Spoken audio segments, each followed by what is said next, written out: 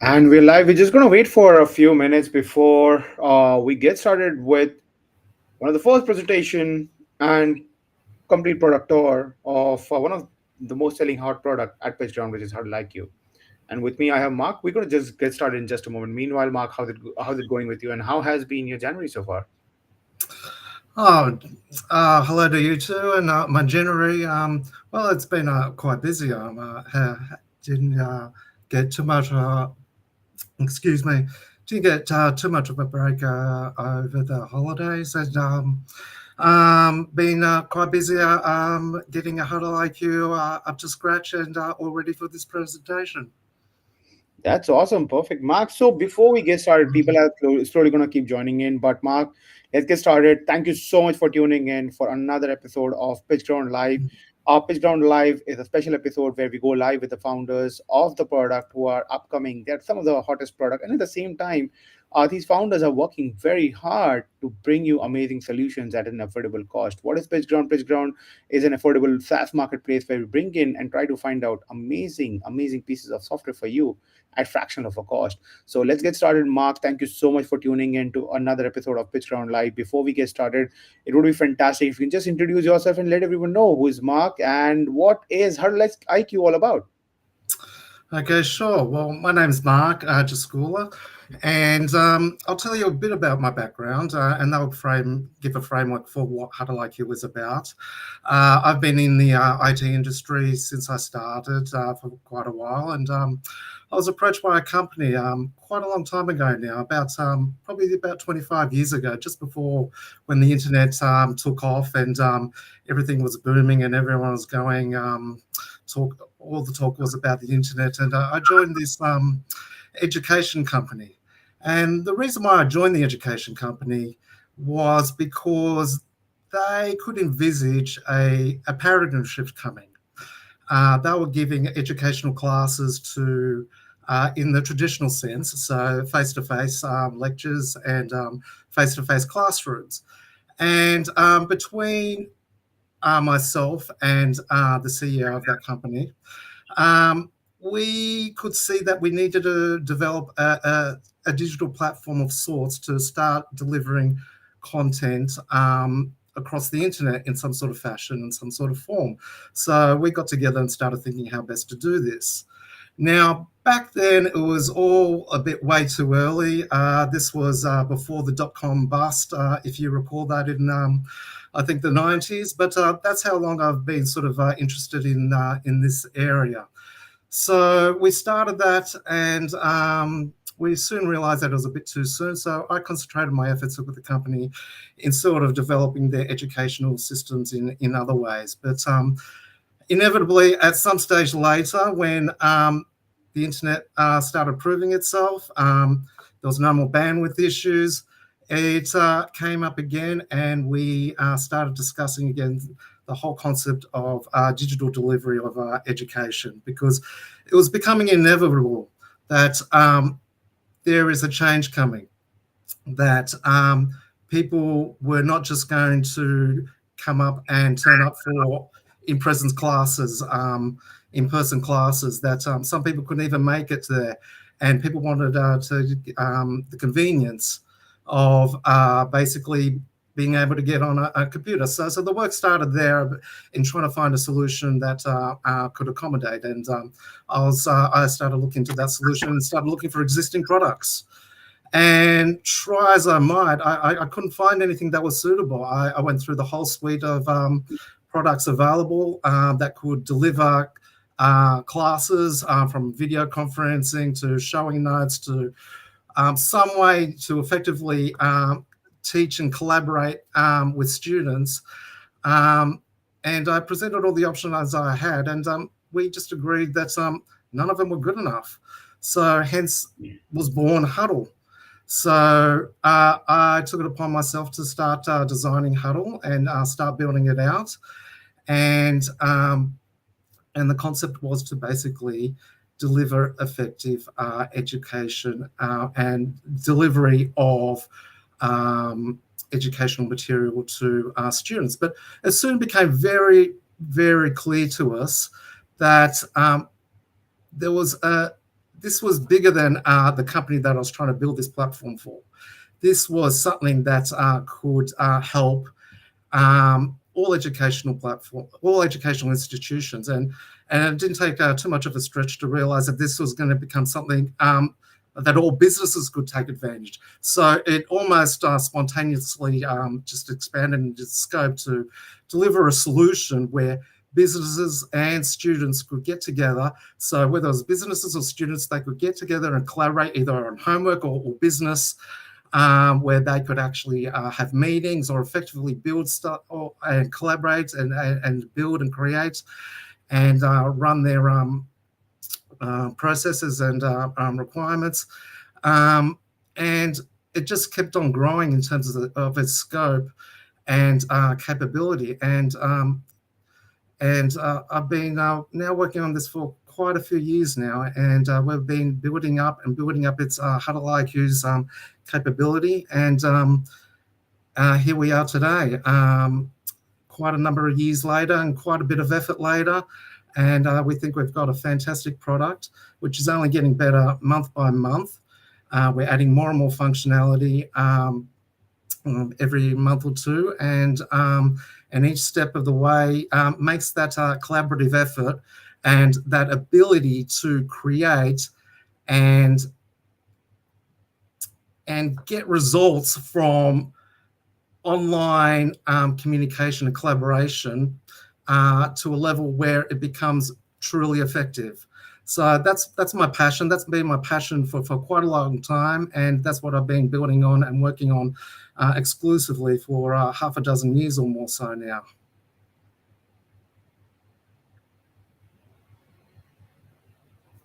Oops, I can't hear you there. Oh, there you go. Thank you so much, Mark, for sharing that.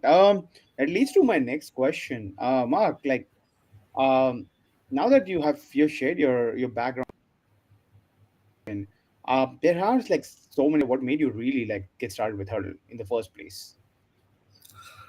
Was as I mentioned before, we had a look at the existing products, and there wasn't anything that we could sort of integrate into our own platform at that educational company. We wanted there was only a few that could integrate. Others were completely proprietary. So we were looking to build out our own solution. Now, it was to start off at a certain level, but as mentioned, we saw the scope and potential for this. Back then, even the proprietary solutions out there weren't very good. They, if you recall, back then they were based on what was it, Flash, of all things. And it was very cumbersome. And even Adobe Flash and other products, that were just very cumbersome to use, extremely expensive. That was the other motivating factor.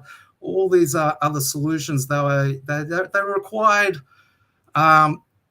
like coming from dealing with teachers as a background, the technology's just got to work. And a lot of the time, these things just didn't work properly. Someone would get on a computer, they'd press this wouldn't work, there would be no audio, video wouldn't come through, etc. So we set out to build a product that worked and could fill that gap and that void. And building such a collaborative platform, it's not an overnight job. It takes quite a long time to actually get right, and there's a lot to it. So, and to answer your question just briefly, there really wasn't a proper solution when we started, hence why we started. Awesome, Mark. Thank you so much for sharing that. Before we get started and actually showcase the product and how powerful the product is. By the way, we're going to be building an entire series around Huddle where we're going to be designing the entire marketing strategies, sales strategies, much more, right? How you can also use it for your OKR purposes. You can do a lot of planning, a lot of financial planning using the product. So we're going to be doing a weekly webinar with you guys for Huddle every single Tuesday. We'll be coming back probably for the next several weeks, and we'll help you to actually understand how the structural things happen. So I'm going to be doing that entire webinar along with Mark on Tuesday at 9:30 p.m. IST or 8 a.m. PDT. So please make sure you put that in your calendar because it's going to be fun. But more importantly, the kind of learnings that you're going to have, you'll probably not even find that in any of the paid course that you're going to end up paying for like thousands of dollars, right? So, Mark, over to you. Why don't you get started with the presentation, and then we dive it right into the product and showcase how powerful HuddleIQ is. No, thank you, Edith. Okay, let's get stuck into it. So, in terms of HuddleIQ, well, firstly, welcome everyone, and thank you for joining us to discover how HuddleIQ can help you take collaboration of your team to a new level, improving customer outcomes of your workshops, meetings, projects, amongst many other benefits.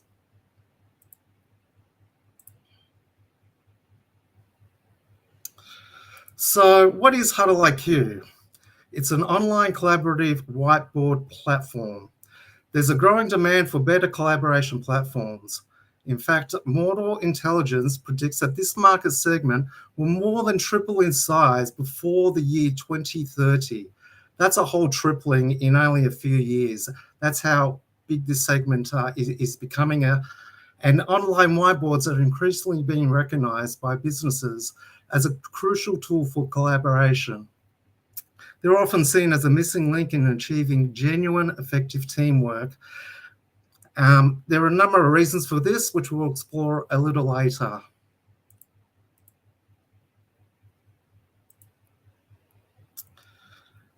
Okay, so as we alluded to before, there's many virtual communication solutions. So where does HuddleIQ fit in, and how is it different?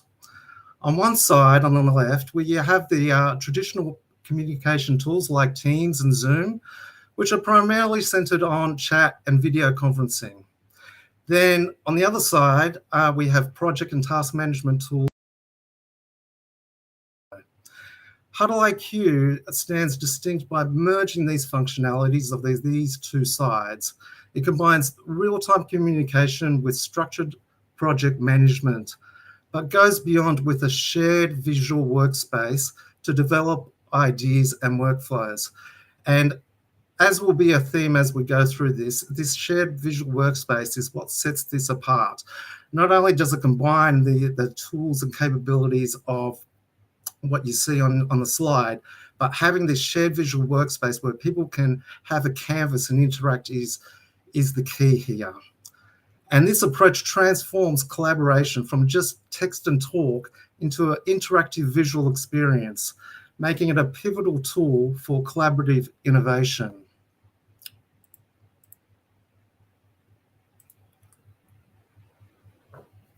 Okay, digital workspaces face challenges from geographical dispersion to the rise of remote and hybrid models, leading to fragmented communication and project management, which often results in miscommunication and reduced productivity. HuddleIQ addresses these challenges with a unified platform that combines live collaboration with the ability for team members to contribute asynchronously in their own time.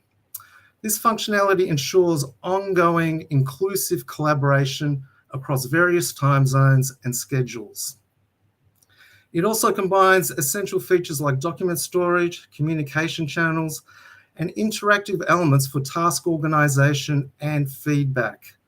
This cohesive approach ensures clear communication and keeps projects organized and on track, enhancing overall team collaboration.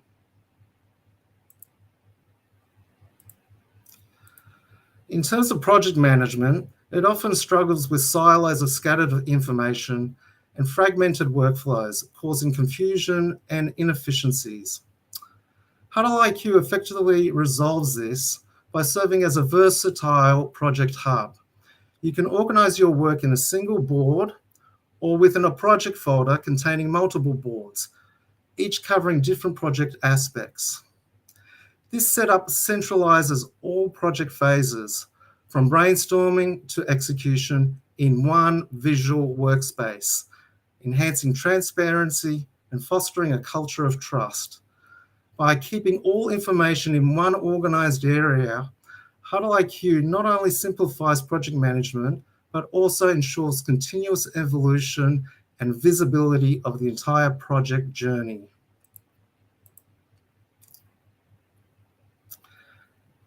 Starting a project can be daunting, especially when facing a blank slate. HuddleIQ addresses this by offering a wide range of templates. In fact, we have hundreds of templates available covering all aspects, and this ensures you always have a solid foundation to build upon. These templates, suitable for various tasks and industries, guide your team from brainstorming to strategic planning.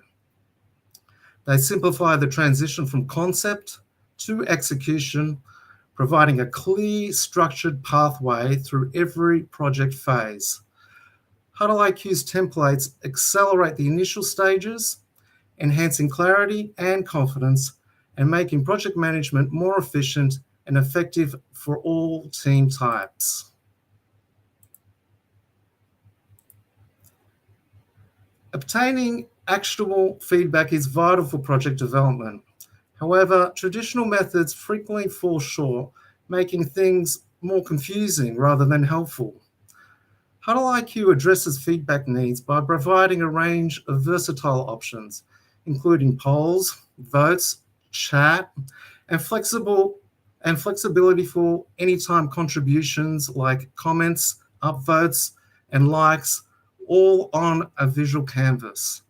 This allows for a diverse and interactive feedback, enhancing collaboration and communication.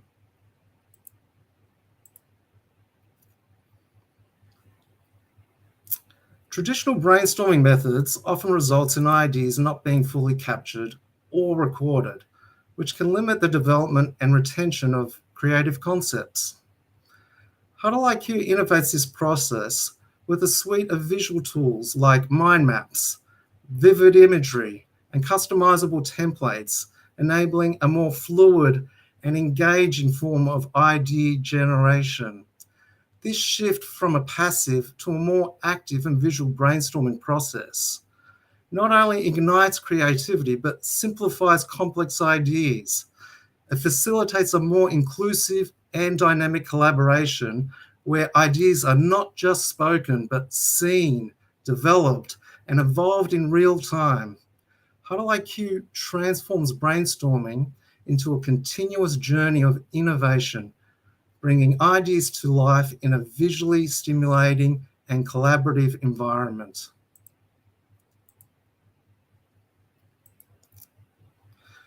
Strategic planning can make it difficult to see a project's clear trajectory. HuddleIQ simplifies this process using widely recognized templates like SWOT analysis, pest analysis, and balanced scorecards. These tools help in outlining a project's path with precision, making the planning process engaging and intuitive. They enable teams to visualize their strategies and goals clearly on one board, ensuring everyone is aligned with the project's direction and objectives. HuddleIQ's approach to strategic planning turns complexity into focused, adaptable road mapping.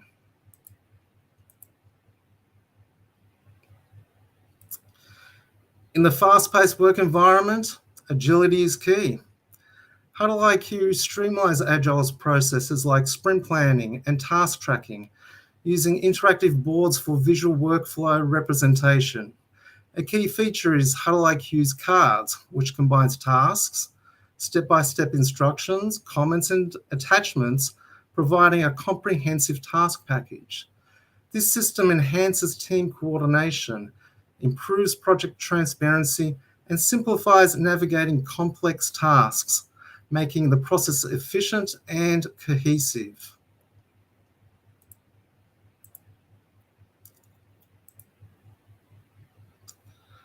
Businesses often struggle with presenting complex data in digestible format, lacking tools that simplify data analysis and visualization.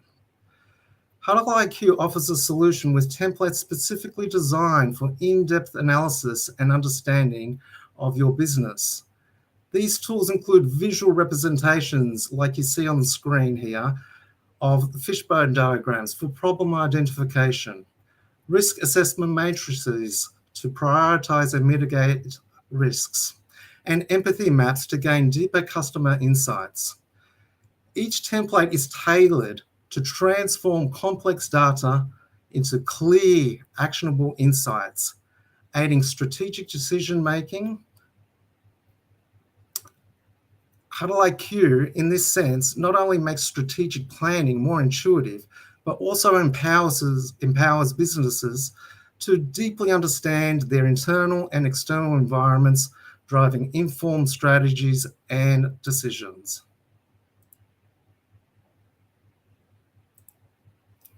Traditional meetings are often hampered by one-sided communication, which can lead to team disengagement. HuddleIQ revitalizes these meetings, turning them into dynamic, interactive sessions that foster active participation from everyone.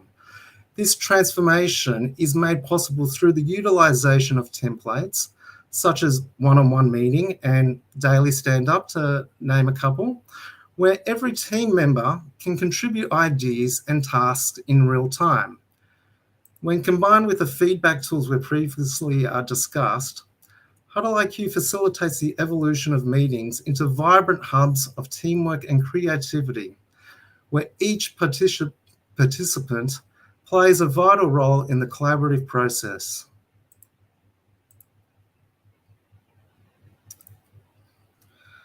Traditional presentations, often static and one-directional, can create a disconnect with the audience.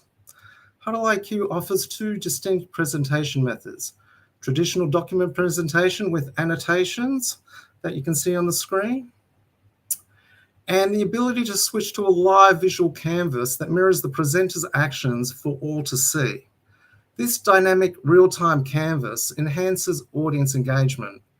These options, combined with HuddleIQ's audience feedback features, transforms presentations into immersive, engaging experiences.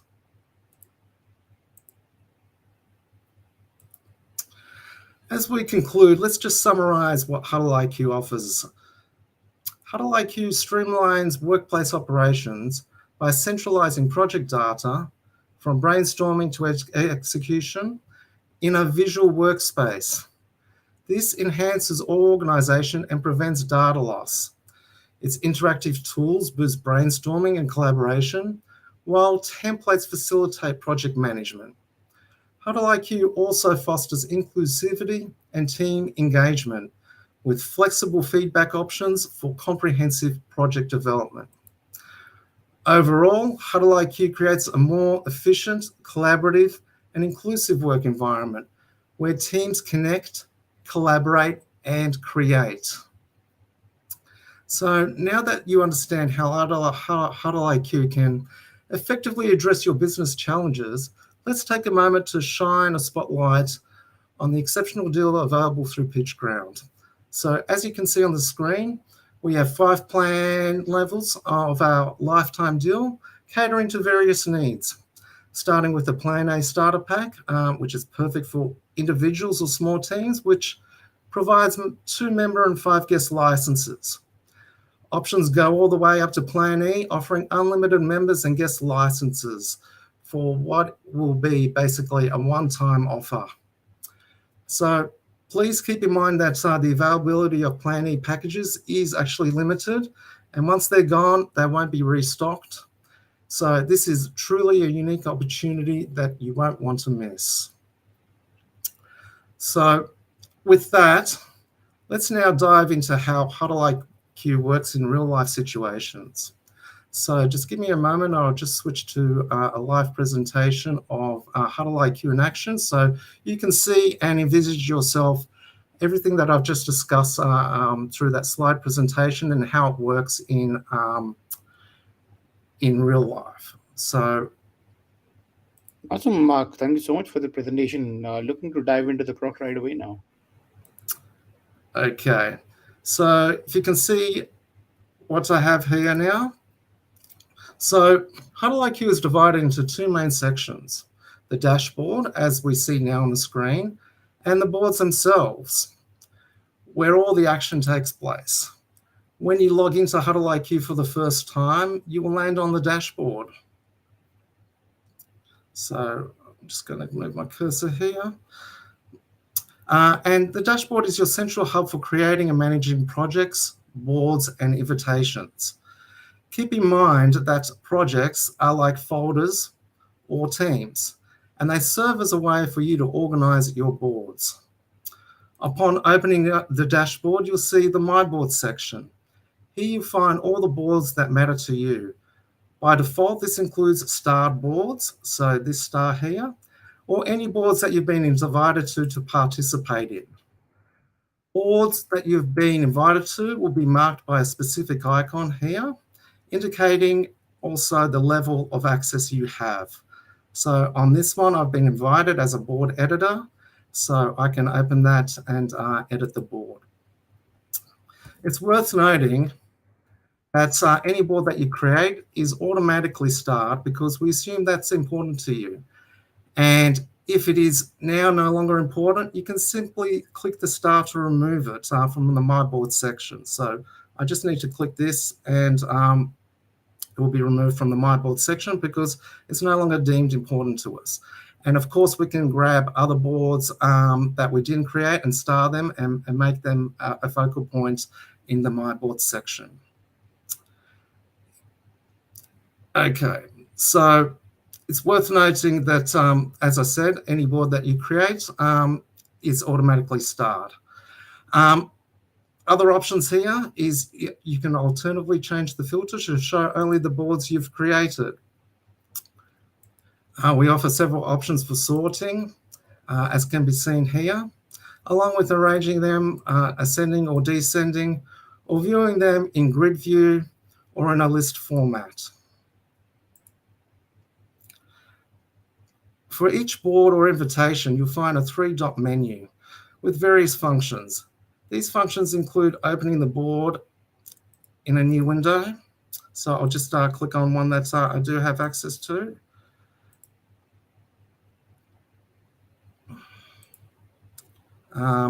So over here, I'm just going to go to the actual demonstrations board and have a look. And here we can see the menu options that I'm talking about. And from here, you can open it up in a new tab. And you can also manage various parts of it. You can do invite, which we'll go into detail later. And you can move, rename, and manage it as you see fit. So if you click the About button on a board, you will see more information about the board, including how much storage it has, the creator, when it was last modified, etc. If you happen to be an administrator, which is the default role when you sign up for an account, you'll also see the administration section. In the administration section, you have the power to oversee various organizational aspects, includes organizational profile, managing your subscription, billing, and taking control of members and guests. So if we look at members and guests, when you choose a PitchGround deal, it will specify the number of member and guest licenses you will receive. But what exactly sets a member and guest apart? Well, a member enjoys unrestricted access to all of HuddleIQ's features. On the other hand, guests have a slightly more limited role. They cannot invite, they cannot initiate the creation of projects or boards or invitations. However, they can be invited to boards and be granted access to projects, allowing them to open and edit boards within those projects without any restrictions. This guest role is particularly handy for scenarios like team members or students who don't need to create boards themselves, but still need to collaborate with them. So just as a quick rundown, guests will still have the My Board section. As they can't invite, there will be no invite section, nor they can't be administrators. And any projects where they've been given access to will show here, and they can open up those projects and access and open those boards and edit them up to an editor level. So I'll just go back to the My Board section. And if you ever need to locate a board quickly, you can use the search functionality. So as this builds up, you might come across, it might build up to hundreds of boards. So if you actually want to find something very quickly, this is quite a handy feature to use. So if I just type in local and I press enter or the actual icon there, it'll find anything with the word local in it. And you can quickly find and access those aboard. Additionally, keep in mind that you can opt to narrow down your search to a specific project if needed. Look out for projects marked with this icon over here. This signifies that these are shared projects as opposed to private ones. This distinction can be quite helpful when you're on the lookout for a particular board within a specific context.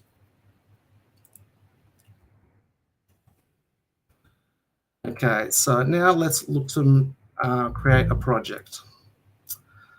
So by default, when you create a new project, including both the project itself and the boards it contains, it remains visible only to you. This is a private project, which is listed over here. It's only when you decide to actually invite someone to a board that they gain access to it. Your privacy and control over who can see your projects and the boards are always in your hands.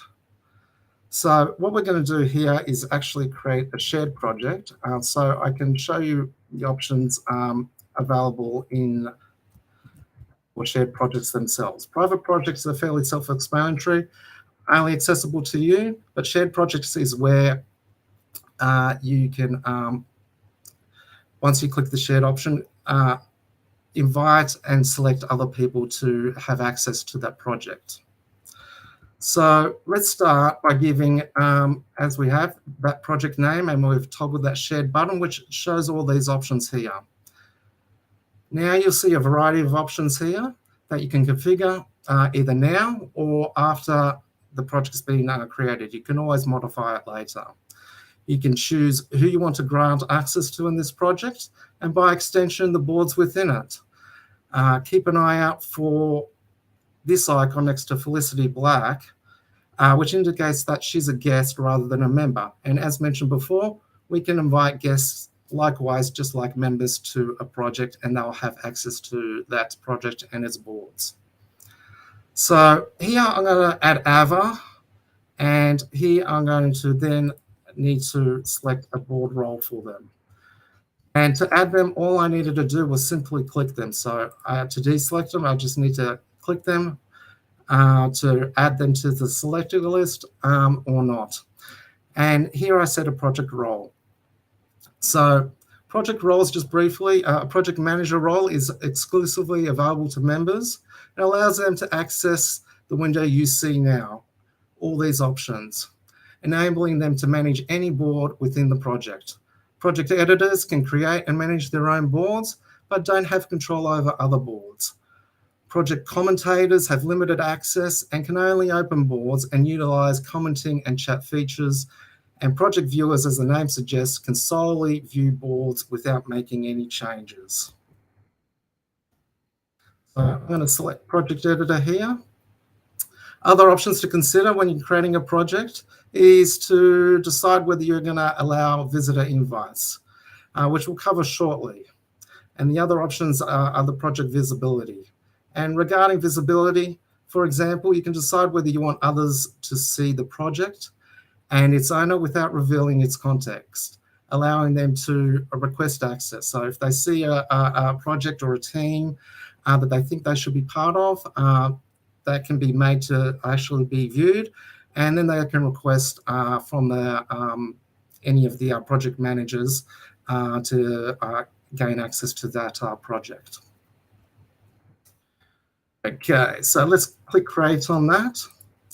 And you'll see over here, a new project is created under the shared projects. So let's now create a board. So to create a board, simply click the new board button and provide it a name. So I'm just going to give it landscape. And since the project has already been selected, because I was in that shared project, it's already set that project to the shared project. Okay, so if you wish to assign an image to the board, you can feel free to do so. So I'll just add an image to it just to give it a bit of color, and optionally from here, we can invite people. Now, inviting people we can do here or afterwards again. So I'm going to, if you notice here, that those that are already assigned to the project, like Ava, won't be listed again here because they already have access to the project. But we can add other people here. So I'm going to invite, Maurice Jones, and I'm going to assign the board role of a commentator. So we've done that. Other options we have here is the visitor information link. So the visitor link is a link which basically allows you to create temporary access to a board without requiring a person to actually log into the actual system. So to create a visitor link, when setting it up, you've got the options to set the board role you want the link to be, the link's validity period, whether it's for a day or otherwise, and its activation date, whether it's now or at a later date, and you can specify any date in the future. And you just click copy visitor link. The other option you can do is you can assign a board logo to it. Okay, and upon opening this link, which I won't do now, when you distribute it to the people that you want to have access to, and they'll encounter a welcome page with the specified image here, and they'll just be prompted to enter their name before entering the board. A feature we've got coming up shortly is to have password protection, and that's going to be in a build probably in the next couple of weeks or so. So you'll be able to also add password protection to these visitor links. But note that the visitor links, as mentioned before, they don't log into the dashboard. They never see the dashboard. So none of the boards or projects that you see on the dashboard now will ever be visible to them. They'll only see the board that you actually give the link to for. So I'm going to now press OK on that, and here I'm just going to turn off this toggle switch to open once created, because I don't want to open it immediately.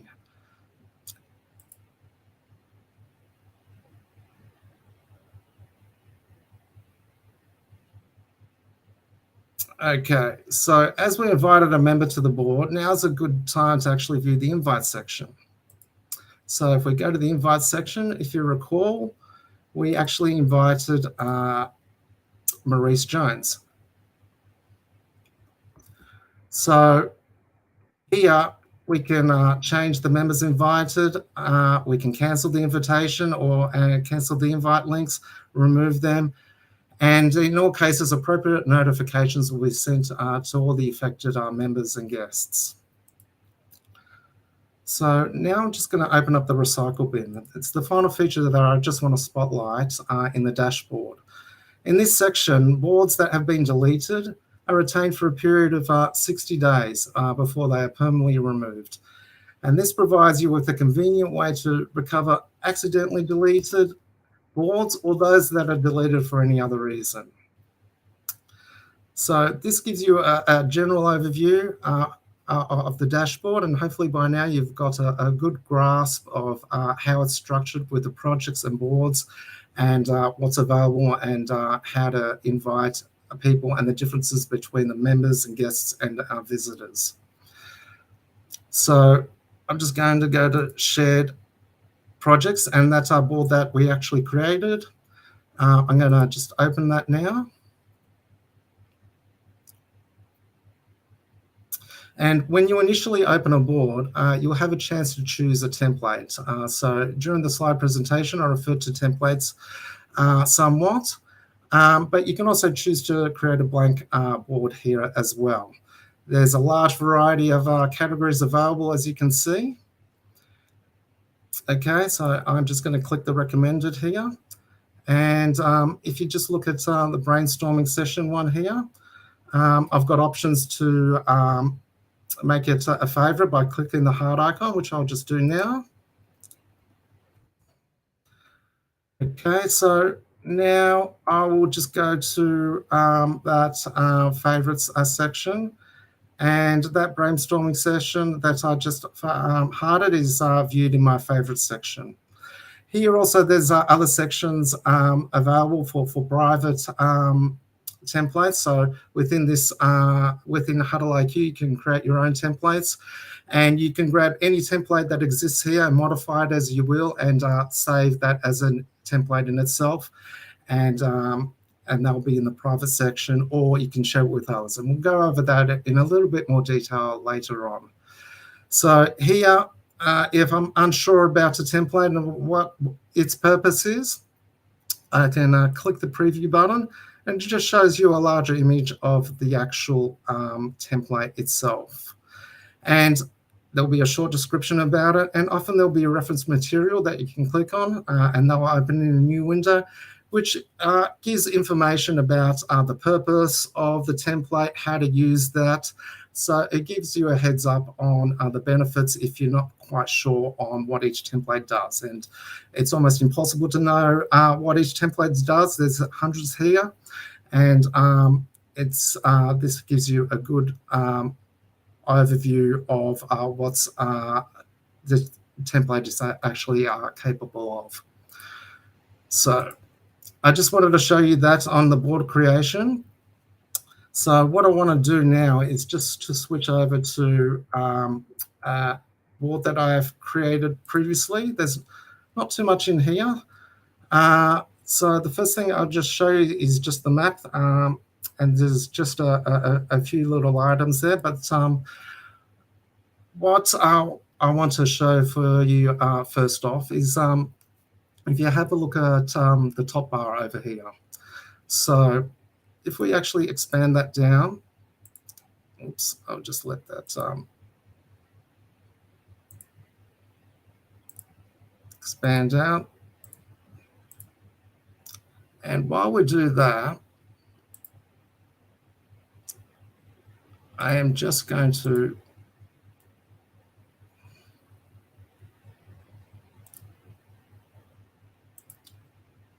okay, so my browser is just being a bit painful here. So I'm just going to expand that out there. And this is the HuddleIQ demonstration port. Now, what I'm going to do is just add another person here, just so you can see a bit of interactivity between two people on this board. So I'm just going to get that opened up here. And with any luck, you'll see an icon of Ava actually come up as we've just seen here. So I've just, in this session, just in another window, in the top bar, you can see all the other people that are actually on this board here. And if you hover over the icon, you can actually see what board role they have. Okay, so other items up here, if you're a board facilitator or a board host, you can access the invite window, which we went over before, and you can actually invite people or new people or create visitor links and the like directly from the board. Next, you can see notifications. So notifications is when any sort of action happens on the board. So if you start a task or project member visibility changed, there's quite a lot of different notifications that can actually be set. So you can all control this by clicking the settings icon here. And here you can set whether you receive HuddleIQ notifications, email, or Slack notifications, and you can select to receive them now or on a daily basis, and you can select and deselect all the options that you want. So I'll just cancel out of that one. Okay, so from here, Next, you'll find tasks. So over here, you won't find any tasks yet. We'll go over that shortly, and I'll demonstrate how tasks actually work. So I'll just show you the next icon here, and this is just a help section. And if you ever need to submit a support request, all you need to do is just click this here and to submit a support request. Also, we have shortcuts here. There are plenty of shortcuts in HuddleIQ, which just, if you learn, can greatly increase the speed at which you create boards and manage boards. And lastly, there's the profile section where you can edit your profile, or if you like, you can provide feedback of various types. Okay, so now that we've got the general view of what's going on the board there, I just want to start to expand out on the board's capabilities. So if you just give me a moment while I just get that ready. Okay. So now let's dive into demonstrating HuddleIQ's capabilities on the board and see where the real action starts to lie. So I'm just going to close this window.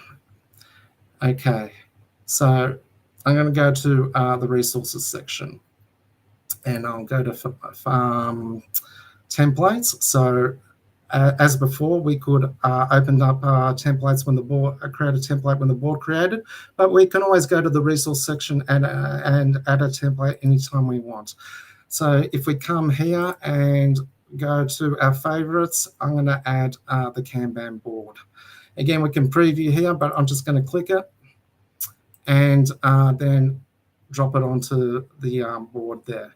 And you'll note that it just automatically expanded to fit the zoom level to fit the whole template for your convenience. Now, from here, I'm going to start demonstrating some core functionalities. So what you see here is a template and what I call container technology. But I'm going to start demonstrating some of the things that you can actually do here. So this is just a sticky note here, and you can just drag it in there. And in here, I can resize it to fine size automatically. I'll just take that back to a fine wide, or I can resize it manually. And I can just start typing in my notes. If I just input in hello world, I can put that in. And I'll just show you some of the things that are available on in terms of formatting inside of a sticky note or shape.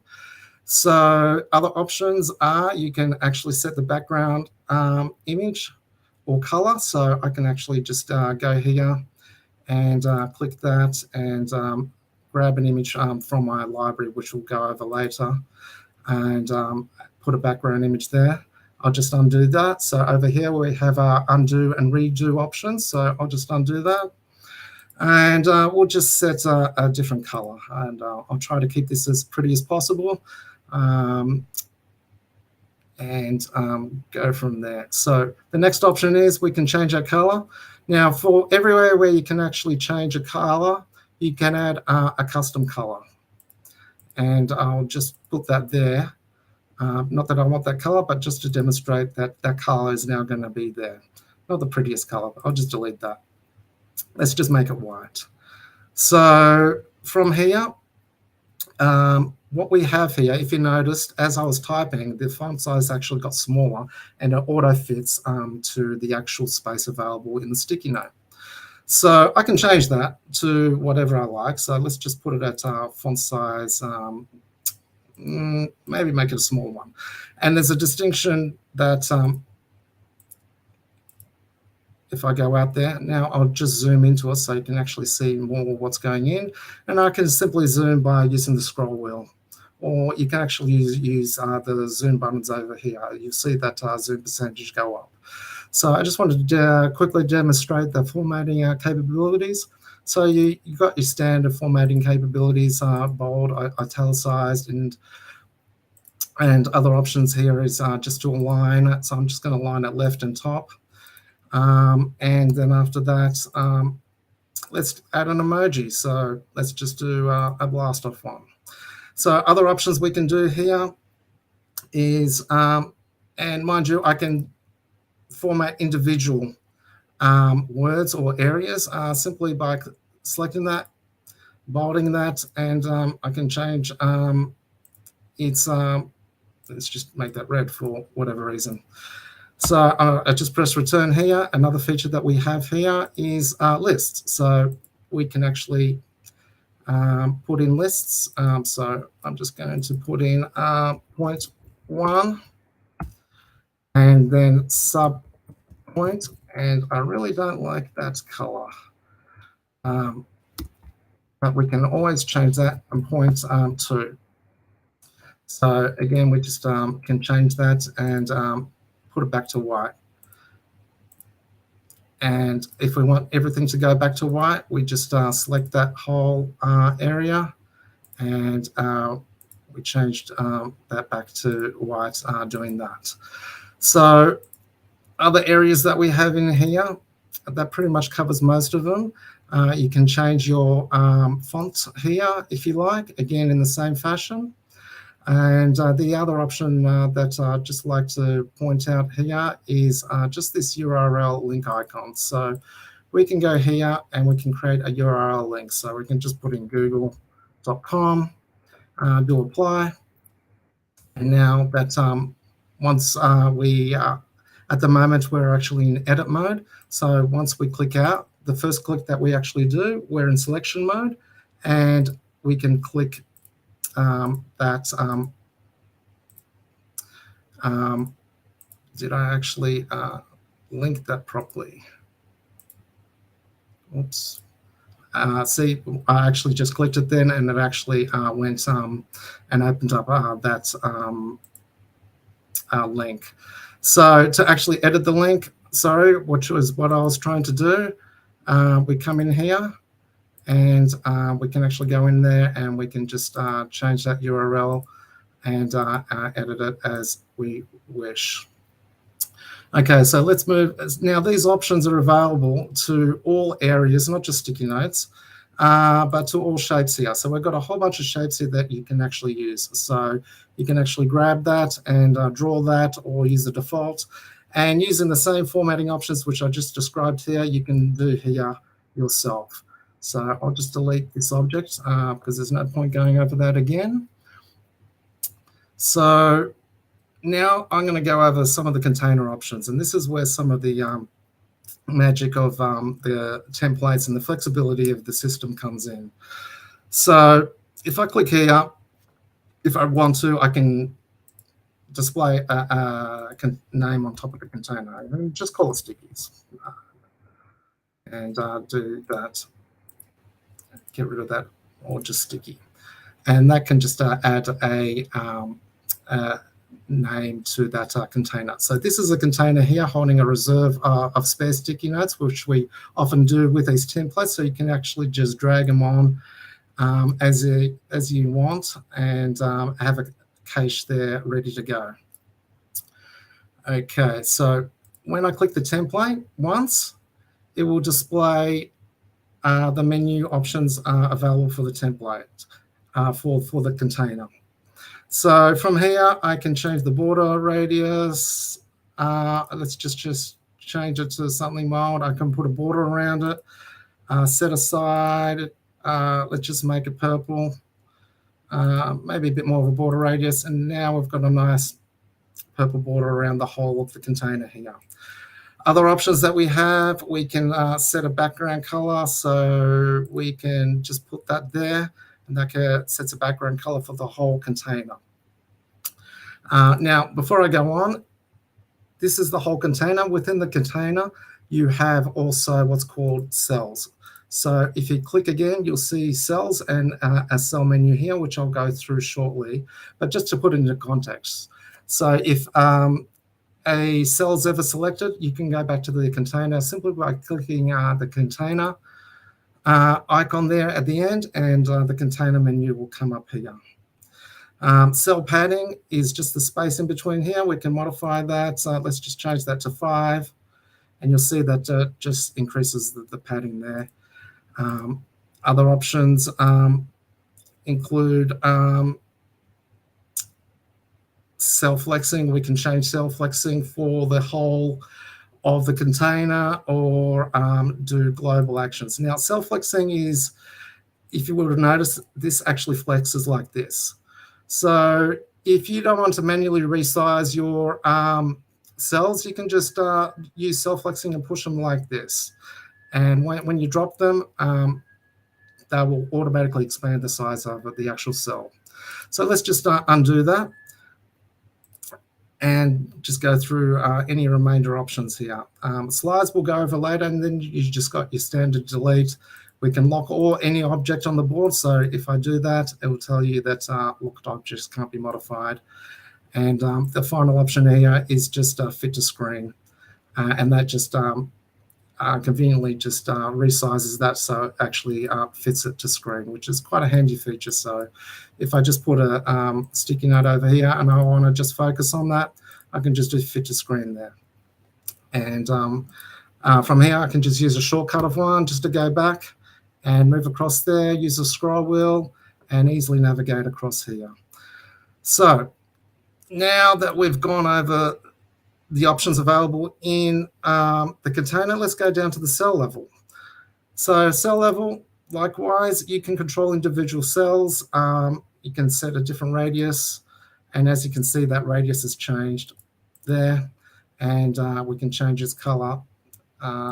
Let's just keep it as it was before. So you got those same options as you had before. We can change individual cells' background. So if you want it white and you want to customize every cell, you can customize it to your liking with opacity settings. So I'll just set it like that. I'll try to keep it pretty, but I'm not a graphic artist, so I'll do my best to keep it all nice. Other options we have here is to actually turn off cell flexing. So you can turn it off all on the global level. So all cells, we can turn off cell flexing on all cells or turn it on in one go. If we want to turn one off individually, we just select that cell and we just toggle it off. And now when we go here, these cells flex, this doesn't. So that option's available to you, whether you want that feature and functionality. Other options available is we can add cells. So we can add cells below, and that will actually duplicate everything. So I'll just zoom that. So that's going to duplicate that whole row of cells automatically. So I'm just going to undo that. I'll just zoom back in. Other options, just add to the right. And that way it's just going to duplicate that column. So you can easily create new columns. So you don't have to recreate everything. It's quite easy and fast to actually reconfigure a container or a template in the fashion that you want. And a couple more options that are quite useful is, well, we can move the cell. I can just move that to the left, and let's just move that back. Move back to the right. Other options is to actually split the cell. So we can split it above, below, left, and right. So I'm just going to do above, and that actually splits the cell. And we'll just, on a final one here, we'll just merge this cell. So I'm going to merge this cell to the left. So as you can see, there's quite a lot of flexibility and functionality here. You can, and basically most of the templates that we have created actually work off containers. And as you can see, it can be quite powerful and quite customizable. You can reconfigure this in any way, shape, or form pretty much that you can imagine. And that's very important when you're trying to create templates that can do everything from marketing to planning to brainstorming, that you have this flexibility. So this template is a Kanban, which I've sort of hacked a little now. And it gives you that power and flexibility to do that. The only last thing that I want to show here just quickly is within an arrange align feature that we have. So what you can do is it'll grab all the objects within that cell, and we can align it to the left or right, or in columns, and it'll intelligently figure out, let's just say we want one column, and it's just going to automatically figure out it needs 4 rows. And we do apply, and it creates one column with 4 rows and automatically aligns them all perfectly. Now that's available on a cell level, but equally, if we get this, and let's just press Control D to duplicate this, or you can actually duplicate it from here. Let's just quickly just change some colors. Go from here and from here, and I'll just show you some of the other modes. So I've been exclusively in this mode of what's called select or pan. So basically, if you see the hand icon, I can just drag this and move the board around easily. Or when I hover over an object, you'll see that that's actually highlighted and the cursor changes, and I can move that around. Another mode is select and pan. Is just pan mode. So if we don't want to touch anything, it's always going to be in pan mode, which can be useful in presentations, which we'll go over later. The last one is just an area selector mode, which just gives you a crosshair, so I can quickly select that. But I'll just quickly show you some other ways. You can just click that there, and you'll see a plus icon. I can click that there, or you can use your Shift and Control keys to do them as well. There's plenty of different ways and options based on your own preference on how to actually combine this. And I'll just show you that arrange and line option. We did arrange by columns, but I'll just show you one. You can stack objects. So we'll just do stacking, and it conveniently stacks objects together. So you can have a whole stack of sticky notes. So what I can do here is I'll just reselect it. And if you want more of a gap, you can just increase that gap. And we'll just increase the space in between that. So you can actually stack all your comments in sticky notes as you like. Okay, so as I said, most templates are created off container technology. And in the objects section over here, oops, I didn't mean to do that. You'll find some basic templates here. So I'm just going to move this down to give it a bit more space. So here is just a few quick templates that you can use if you just want to build out a simple template and build from there. But as I showed you before, in templates, if I actually get to the right area, the ready-made templates, there is already a lot of building block templates there that are just basic outlines ready for you to add on to, or you can get the pre-made specific ones specific for each category that have already been designed. Oh, okay. So let's move on to the next step. So the next part that I want to demonstrate is just the title object. It's just a quick way to add a title. So I don't need to set this. I can change the font and the font size or the color. If I'm happy with that, I can just click here and I can just give this a title. And I'll just quickly just add a title. So it's just a quick, easy, convenient way of actually just adding titles. And of course, we've got all the options to increase the size, drop down, and do whatnot, and change the font and everything else. And you can also create hyperlinks from this also. Okay, so going back here, so I'm just going to use my map. So here I can just go over my map and quickly find my area very quickly, or just click on an area to go to it. But let's go back to here. Say that someone was really impressed with my little sticky note here. They can add a comment, or if they just want to say something, they can just click that comment icon and drop it on here, and they can add a topic. I'll just put a nice work, and I'll say, looks good. And I can just post a comment there. So I'm just going to go to the screen where Ava is, just to demonstrate. And I'll just post a comment back called I agree.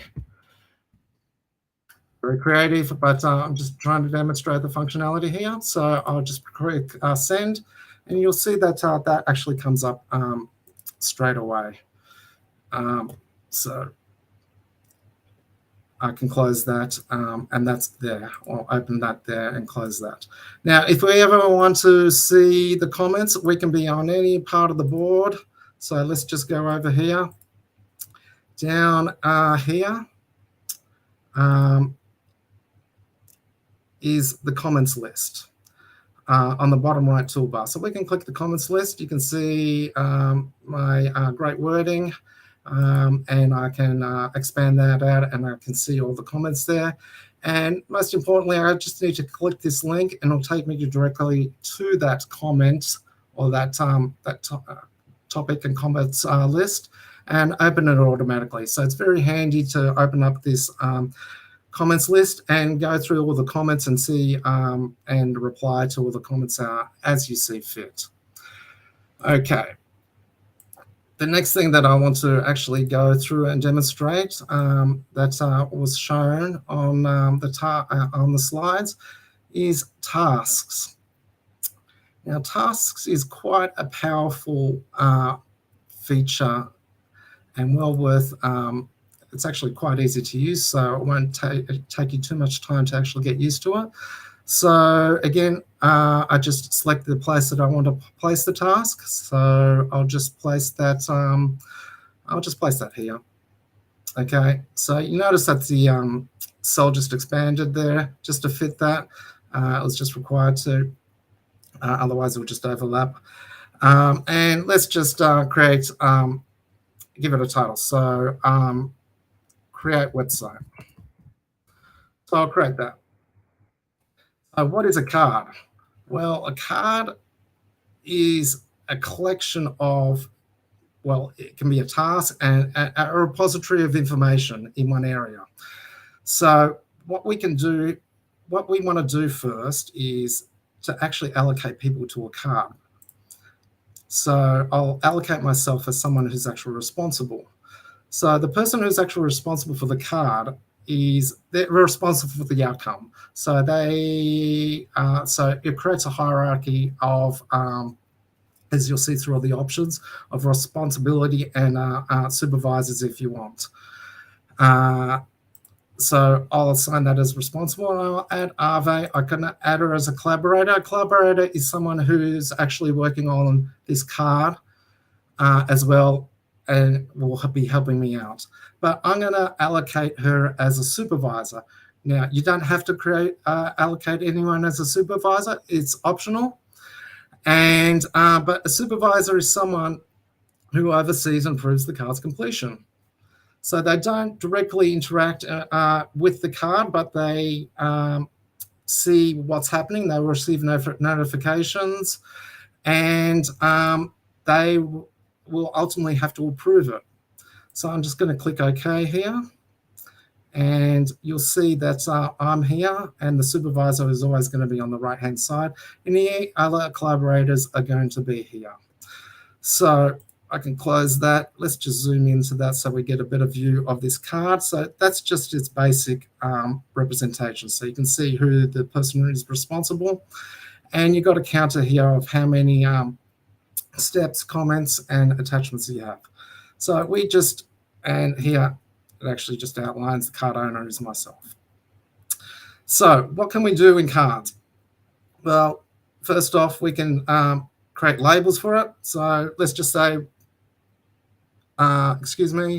for creating a website, we want to have an IT label. So we just click create. You can see IT come up there. And then maybe we want marketing to be part of it. But we don't want the same color, so let's just give them a different color. Let's give them purple background and yellow text and OK, and do create.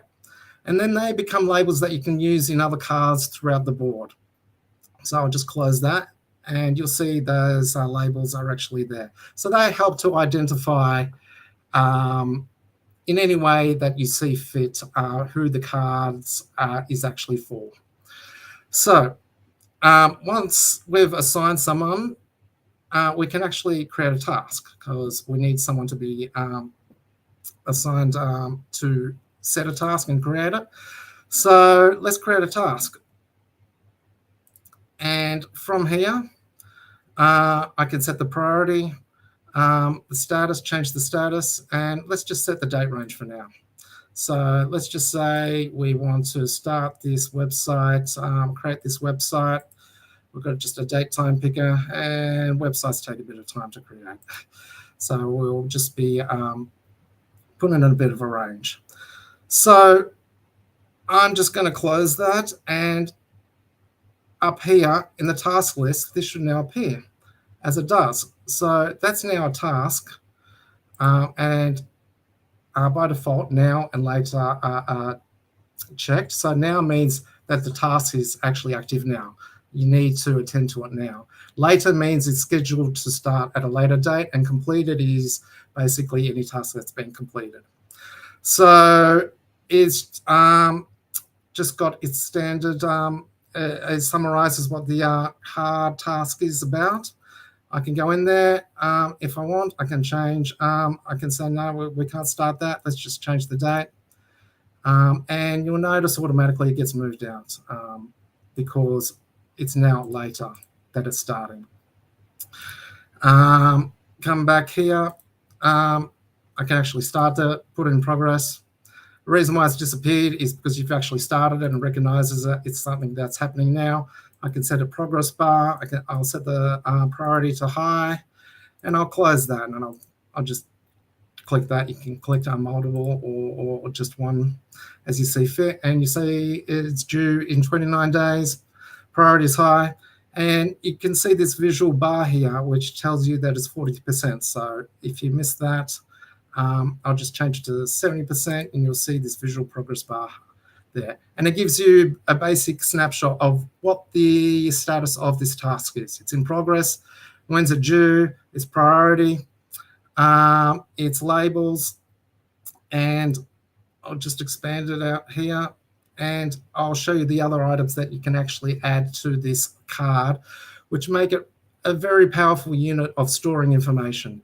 So I can add steps. So if we want to give some instructions, so this could be, you can create a template on how to do some sort of business process, like how to receive applications and file them, and create that into steps in a card or in the separate section, which I'll show you shortly after this. So first step could be is find web designer. And you've got your formatting options here, and we just click add there. We can add one. Here we can do other steps such as write copy, for example.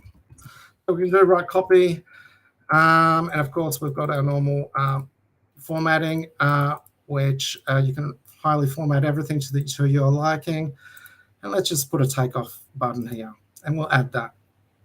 So the way that we've set this up is that I've only got access to it as someone being responsible. So I am the only one who can actually come in here and modify things. If I add a collaborator, they can do the same thing. So if I click that, you'll see that step is 0 out of 2.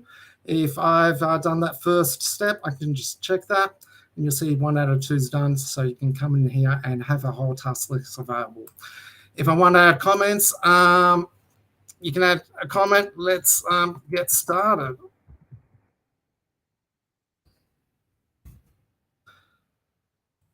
So I'll go to Aave. Now, they don't have full capacity to manipulate the card, but they can, but comment and do various functions. And I'll just put in, let's go team. The response, just so you can see some feedback, and see that pop up straight away here.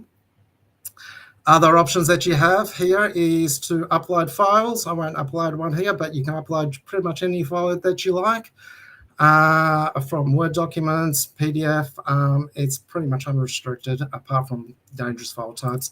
You can add URL references. So let's just say news.com. So if you find anything applicable to this card that will help, it could be a link to your intranet, which has further documentation or the like. And you can put that there. So I'm going to close this. And actually, if you just go there and you click that there, that will open up in a new tab. So we get more of an idea of what's going on here in a single snapshot. So cards ultimately become a very powerful unit, as mentioned, for task management and organizing data in a single unit. And there's no limit to the amount of cards you can create. This being a Kanban framework, it will be usually full of cards that you can create. And you can create it based on your business processes or just a to-do list. And of course, you can move it around where you like, between done, to-do, backlog, or create your own version as you like. And we've got plenty of templates available, so you can choose them. And as you can see, any template there that we have pre-made, you can modify it as much as you want to the liking that you want and create these workflows as described here.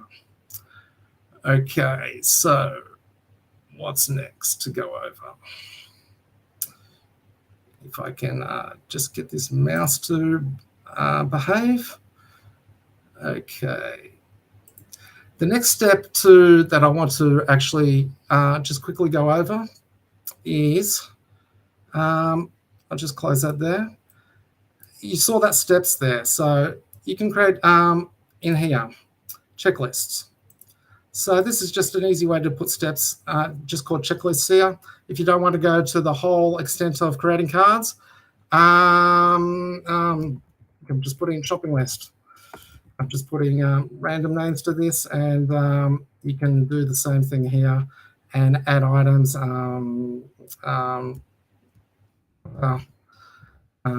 that, and I'll just zoom in so you can see, and so forth.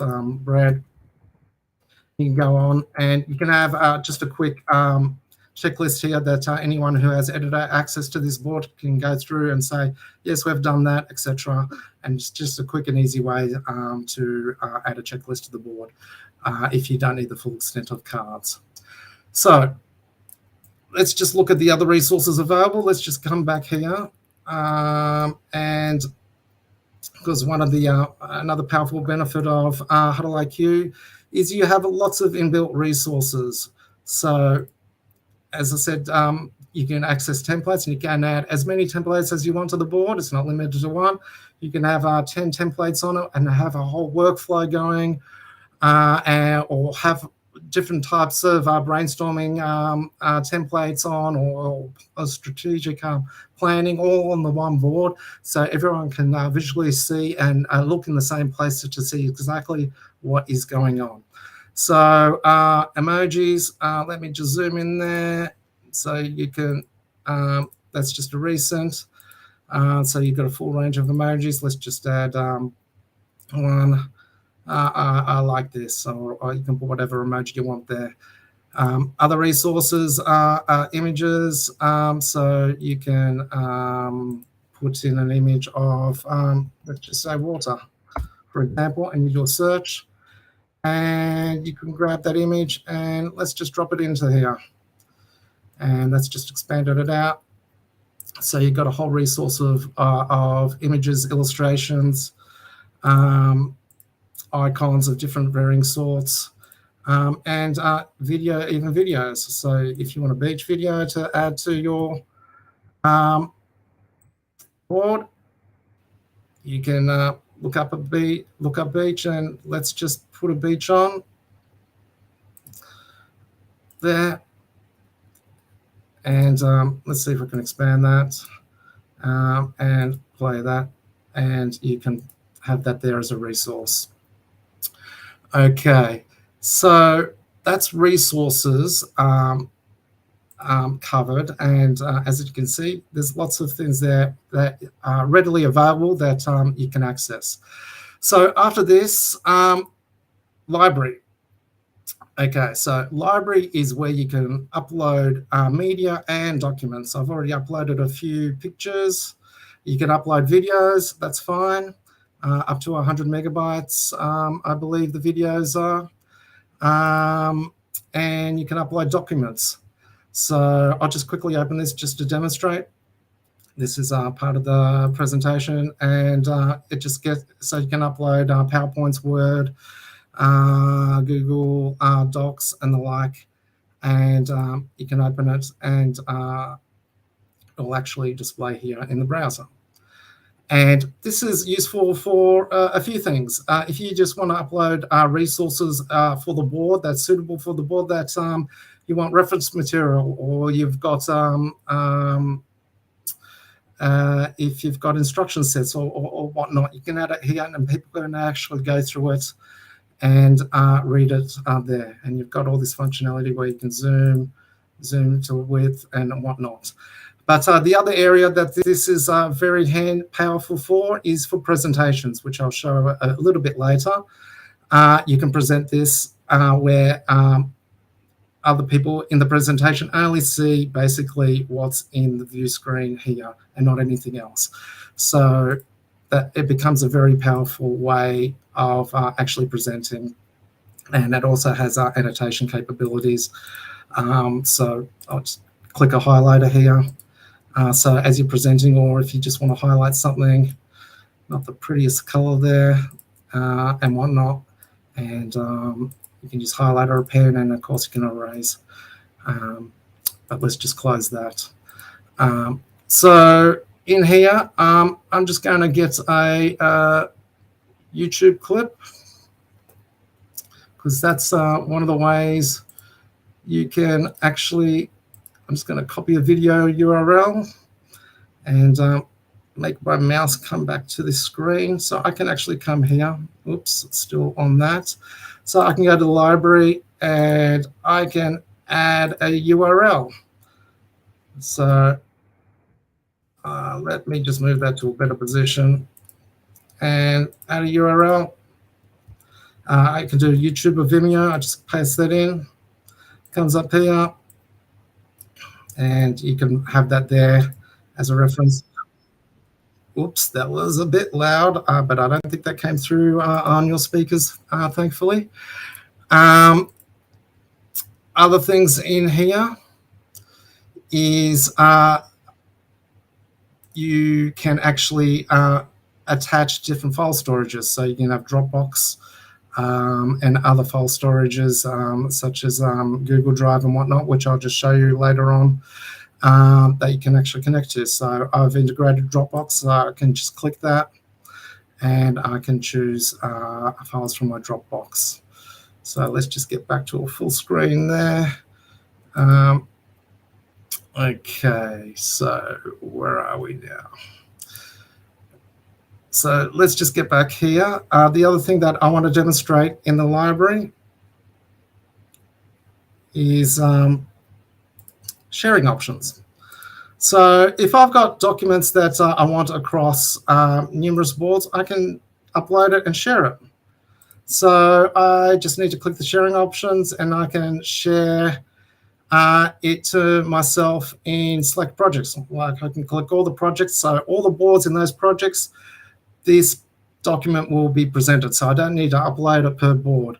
And I've also got options to actually have other members and guests and all visitors to have access and select it likewise. Or I can just select for this board only that other members and visitors have access. So you've got that flexibility to share documents to whoever accesses the board if you want to them to have access to that those documents as well. So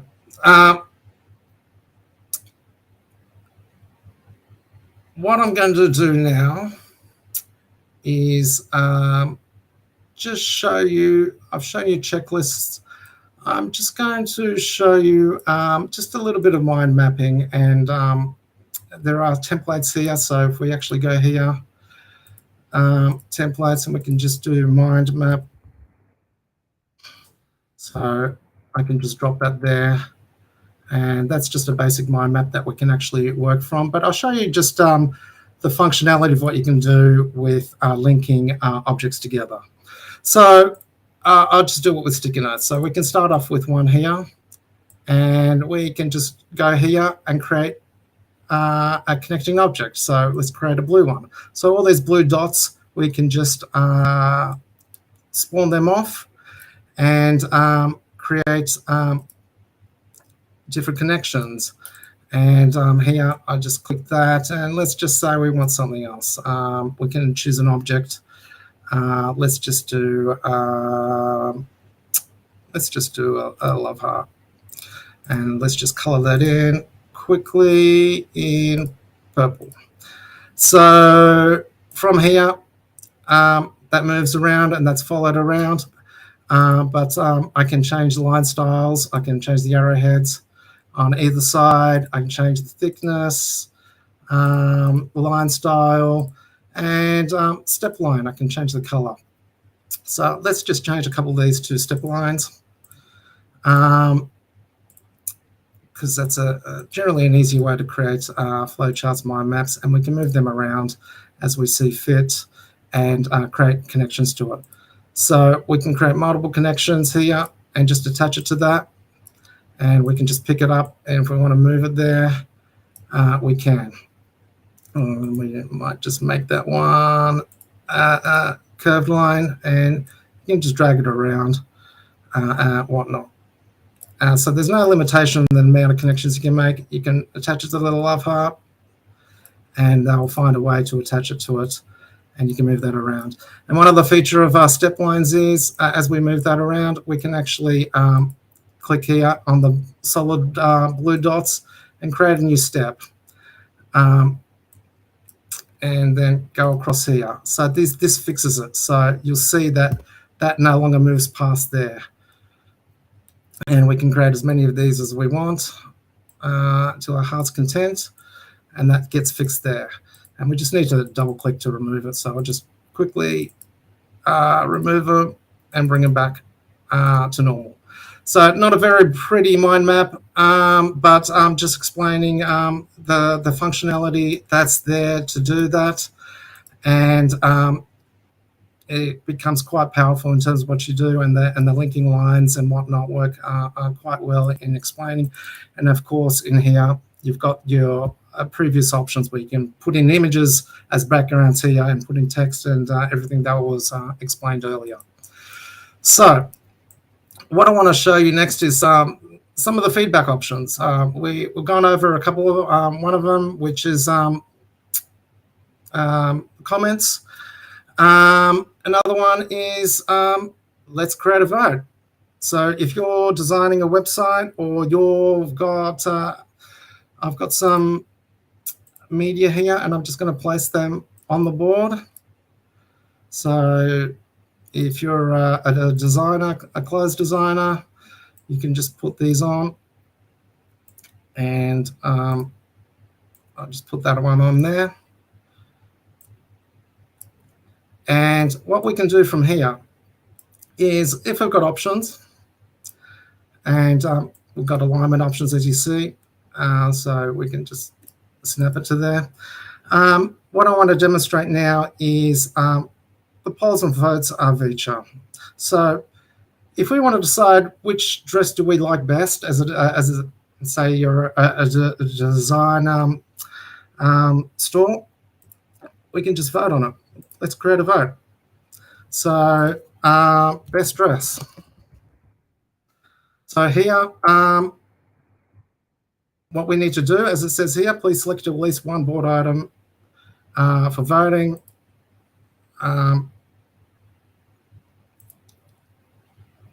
And let's just add 3. So here you got choice 1, 2, and 3. Let's just rename them dress 1, and we can move them if we want, if they're not in the right order, but they are in the right order. Dress 2, dress 3. Okay, so what we can do here, and we can set the maximum number of votes. So it automatically figures out maybe what's ideal in terms of the total number of votes. But we can change that. Let's say we want a total number of votes, and the maximum votes you can vote on is 5 for each item. I'm going to allow myself to vote, and I can specify who I show the results to. And they're the end results. So as me creating the vote, I'll see the results here. But at the end, we can elect to show it to everyone. So I'm going to click everyone, and I'm going to start a vote. So what you'll see here is a timer of 3 minutes that we set. You can update the time. And if I wasn't near it or whatnot and it appeared on someone else's screen, I can just click dress 1. It'll take me to dress 1 automatically. So if people don't know, just see this pop up, I'm not sure where it is, they just got to click the link. So I'm just going to go to Ave, and I'm going to put in her votes. And let's just put in dress 1 has 4 votes and dress 2 has 2 votes, and I'm going to submit that. Okay, so here I'll go back to my screen, and I'm going to say 1 vote, 2 votes, and I'll give this the maximum. And I've hit the maximum, so it's time to set that. And I've got 2 votes remaining. I don't have to use them. But I'm just going to submit that.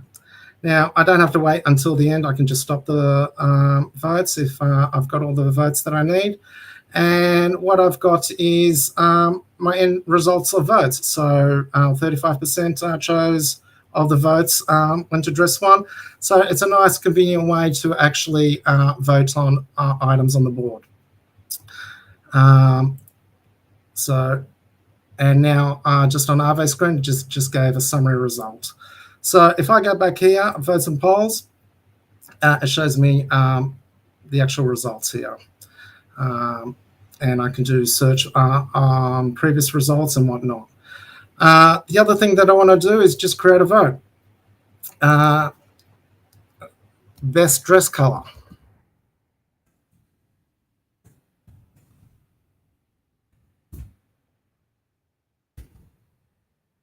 Okay, again, maximum number of votes per item, total number of votes.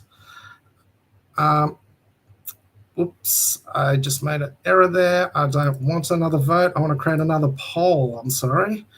So best dress color. All right, so open time 3 minutes. We can change that to whatever. Again, I allow myself to submit poll results. I'll show it to everyone. What I can do is save it as a template. So for each board that I have access to, I can have this poll ready. So if I want to do a more generic and general poll, I can have it saved. So I'll just demonstrate that. I'll just put in answers, red, white, and digital answer, purple, and black. Okay, so what I can do is I can either save and exit, and they'll save the poll. So I'll just do that just to demonstrate. And you see best dress color here, and they'll be available in all your boards for that particular user. And I can go in there, delete it, and edit it, and update it. I'll just cancel that. Are you sure? Yes, I am. I'll select that best dress color. Let's just start that poll. Okay, so again, that comes up.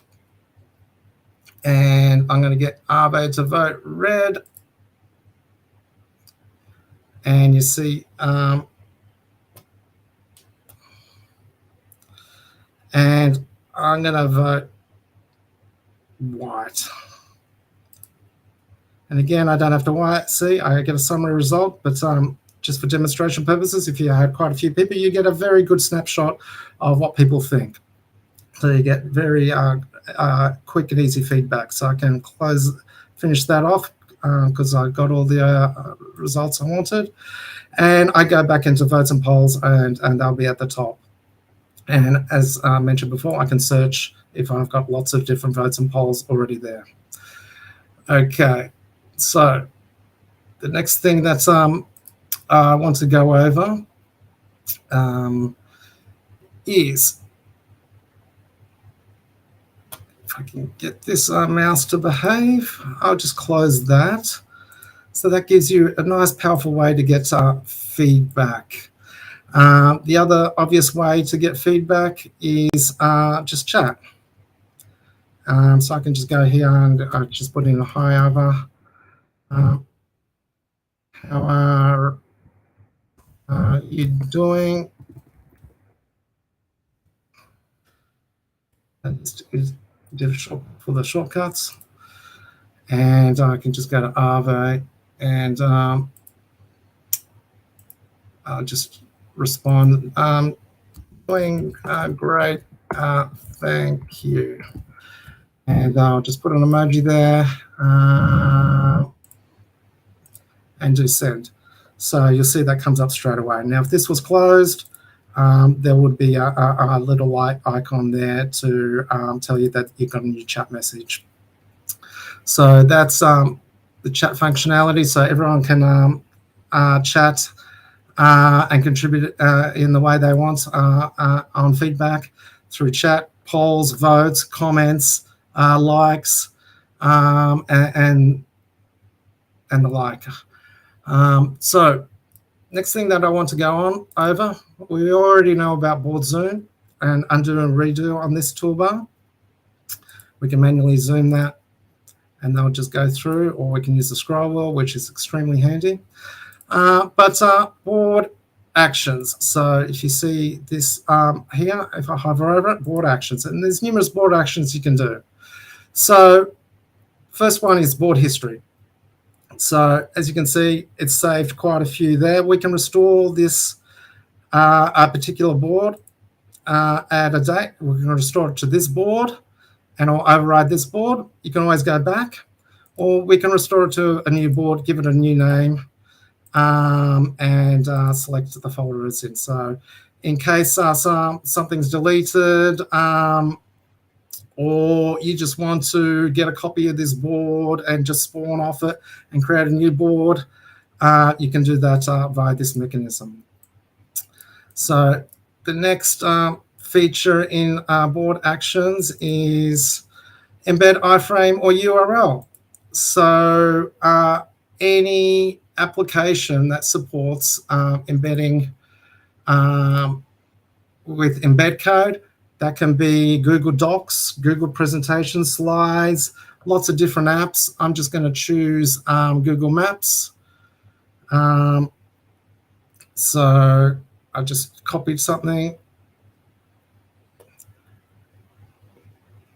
And one day I'll figure out how my mouse monitors connect to each other. And I can just do click embed. So this is actually sunny Cairns in Australia, where I actually live. And I just need to click that, and that will then engage the toolbar options. And I just need to click again, and I can start interacting with it and zooming with it. And the other thing I can do is actually expand it to a full screen sort of version. So this is sunny Cairns in Australia, north of Australia. Just a nice short trip down across to LA. Just joking. Okay, so we can embed any sorts of applications that support it. So we can put that there and have that as another feature of information that we can actually put on a board. Next, we have we can export the board. So we can export the board to a PDF.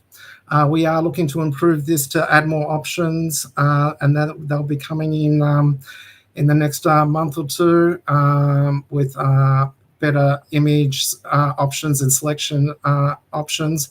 So that's on the roadmap, which we'll go over at the end. Opening position. So you can set an opening position. Currently, I've got one set, but I can remove it.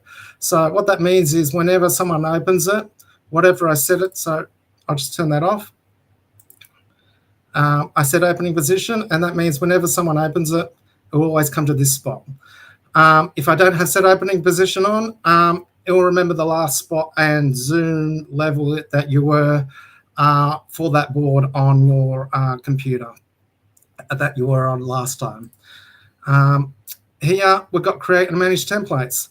So if we want to create a template or we just modified one, we can select objects or do the whole board. So let's just do Mark's Prez board.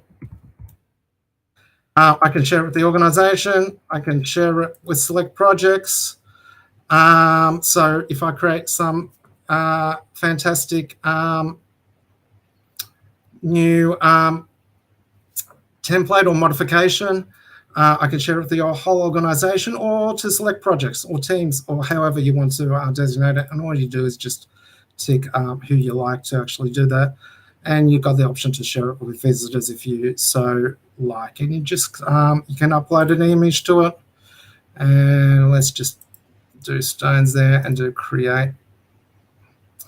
And get that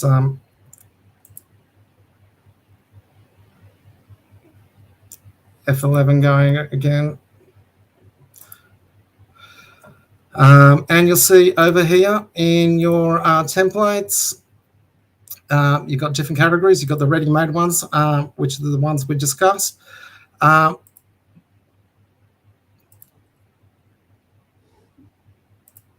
Okay, we've got shared, the one that I created because I shared it with others, or private ones that I can actually do. So from here, just going to wrap up a couple other options that I just want to show everyone about the capabilities just quickly. Attendees list, so you can see everyone who's in attendance. And some of the features are you can bring everyone to your position if you have, if you're abroad, if you have that capability. Or I can do track and aid. I can bring someone to me, or I can show them on the map. So if I'm here, they will come up as someone that's actually on the map. And then you can actually then track them. See that purple dot? You can actually track them as they move around. I can go to their position, or I can follow them as they move around the map. So, and you can also see the status there, their role and their camera and microphone options. And here we have settings and integrations. So we can change the background to something else. And we've got a range of settings here, so we can turn off collaborators cursor, hover highlighting. We can set object defaults. So when we create sticky notes, we can set the default fonts, whether it's auto fit size, same for titles and shapes. And we have integrations. So that's what I was alluding to before. You can connect Dropbox, Google Drive, OneDrive, and whatnot to it as drives, as well as notification connections. So I'll just close that. So one of the last things I want to show is actually slides, which is quite a powerful feature. So I've got one slide created here, but I can delete that and start afresh. You can have multiple slides, as many slides as you want. So demo presentation. You just give it a name. Um, Now there's existing slides here, so I can just add them, and I'll just add the others.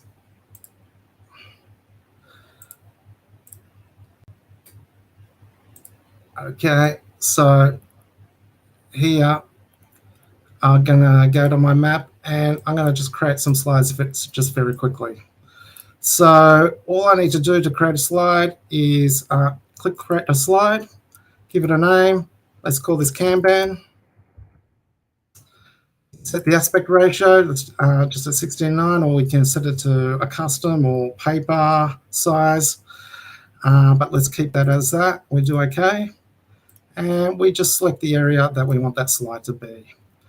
And we can even set it, give it a background. And now with that slide, we can actually move that around as one group. And of course, we can add objects to it and add that in. But I won't demonstrate that now. And I'll just add this one quickly.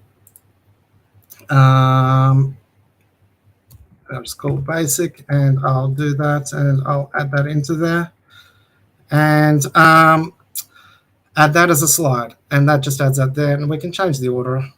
So let's just move that up and move that up.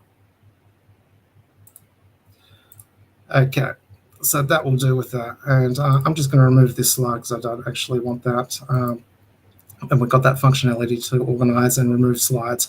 Now, once you create a slide on a board, they're available to all the presentations. So if you want to create multiple presentations, say a short demonstration or a longer demonstration, but you want to use the same content, you can.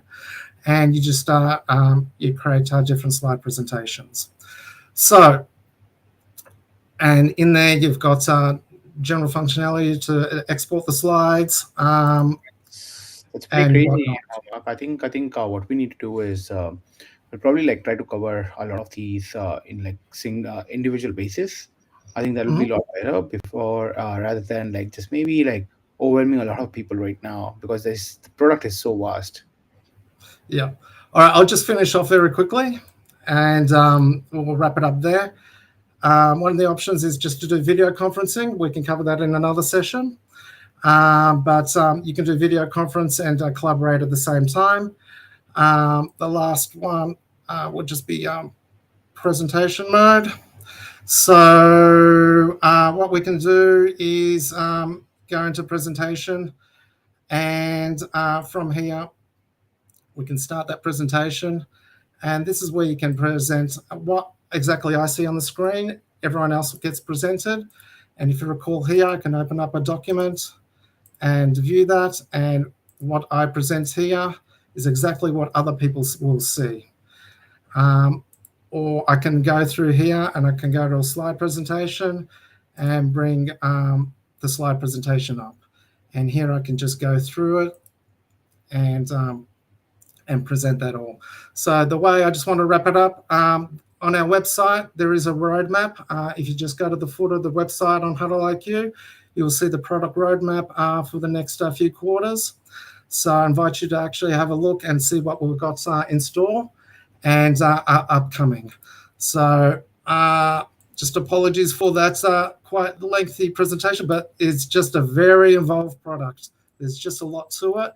And looking forward in the coming weeks to go over items in more detail and more specifically to show how HuddleIQ can actually help your business, your education, your processes, and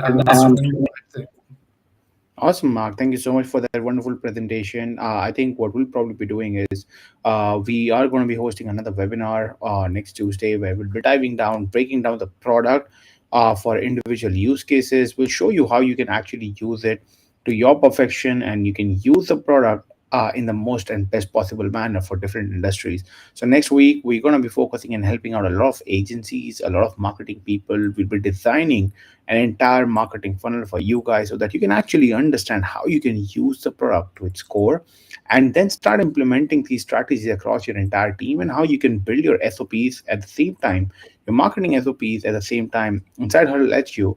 That's just going to help your entire the newer team or any new member that you onboard to understand how the funnel flow and the lead flow structure would operate. So you can do your entire mind mapping inside this particular product. So we'll be coming back. We want to thank everyone for tuning in, who has stayed and who has been constantly coming in and going out. We appreciate you. Thank you so much, Mark. I know it's probably around what, like 3 or 4 p.m. for you right now. Yes, just after 4 p.m. So late night for me, Awesome, Mark. being over in Australia. Awesome, Mark. I really appreciate it. I think we'll probably do the next webinar a little early, or probably like a better time, so that we can cover and probably help out more people at the same time. But again, the recording is going to be available for you guys on our YouTube channel. So as soon as we end this webinar, you'll be able to have access to the entire recording, so that you can go ahead and test out the product yourself, check out everything. And again, make sure that you grab in the deal. It's an incredible product at a no-brainer pricing. So I hope this will help out. But once again, we'll be coming back next week, and we'll be helping you design your first funnel and helping you understand how you can build those SPs. With that, we'll be wrapping up this webinar. Mark, thank you so much for coming in, and I'll be seeing you next week, and I'll see you everyone next week at the same time. Thank you, everyone. No, thank you.